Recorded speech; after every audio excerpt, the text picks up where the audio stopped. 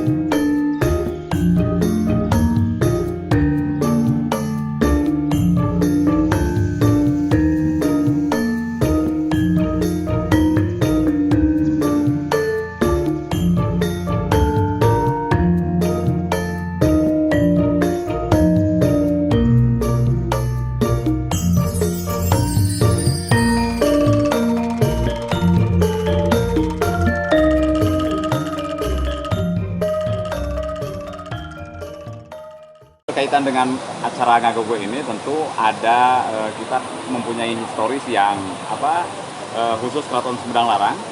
Itu bagaimana Keraton Sumedang Larang itu dulu ada tradisi di zaman Kanjeng Dalam Bupati Sumedang.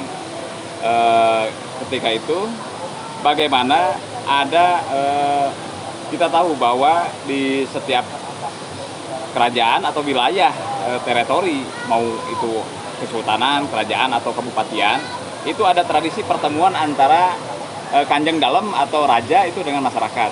Nah, salah satunya adalah dalam tradisi Ngagogo ini, bagaimana kita tahu bahwa di sini ada histori yang sangat luar biasa berkaitan tradisi Ngagogo.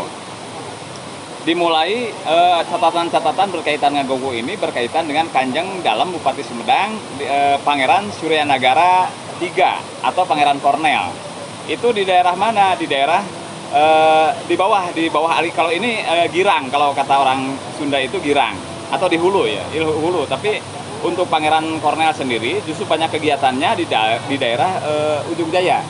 Jadi di hilirnya yang nanti atau di sebelah bawah dari aliran sungai ini yang nanti akan direndam oleh bendungan Sangiang gitu ya.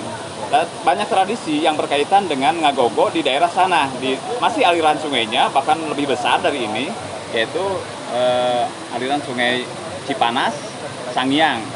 Kemudian di tahun berikutnya di zaman yang Pangeran Sugi, ini lebih ke sini. Kalau tadi itu di daerah Ujung Jaya, ini lebih ke Conggeang Buah Dua gitu kan. Conggeang Buah Dua, tradisi Ngagogo, tradisi marak lauk, tradisi bagaimana pertemuan antara masyarakat atau rakyat dengan Kanjeng Dalam Bupati Sumedang itu difasilitasi dengan acara-acara seperti ini, yaitu acara Ngagogo. Selanjutnya tradisi Ngagogo itu yang terakhir masih dilaksanakan, bahkan ada kalau di daerah namanya Ngagogo, kalau nanti di Gedung Negara ada empang di sana. Nah, ada tradisi ngoyak empang, sama. Jadi menangkap ikan dengan tangan kosong, tetapi tentu itu di kolam ya, di empang. Maka disebutnya ngoyak empang, kalau di sini Ngagogo. Tapi itu filosofisnya adalah bagaimana ada atau peristiwa tersebut adalah momentum besar bagi pertemuan antara kaula dan gusti gitu kan, untuk saling bertemu, saling memuliakan, saling bagaimana kita di dalam tradisi tersebut kita bergembira bersama gitu kan. Ini wujud rasa syukur daripada masyarakat dan Kanjeng Dalam Bupati Sumedang atau Panggede gitu kan, untuk bagaimana mendekatkan, sekaligus tentu sebagai pemerintah itu sebagai controlling terhadap masyarakat gitu kan. Maka disebutnya kalau dulu itu turni. Di sini ada tradisi yang sangat luar biasa karena Di sini ada ikan endemik yang sangat luar biasa, yaitu lalawak dan borokokok. Satu, ikan lalawak. Dua, ikan borokokok.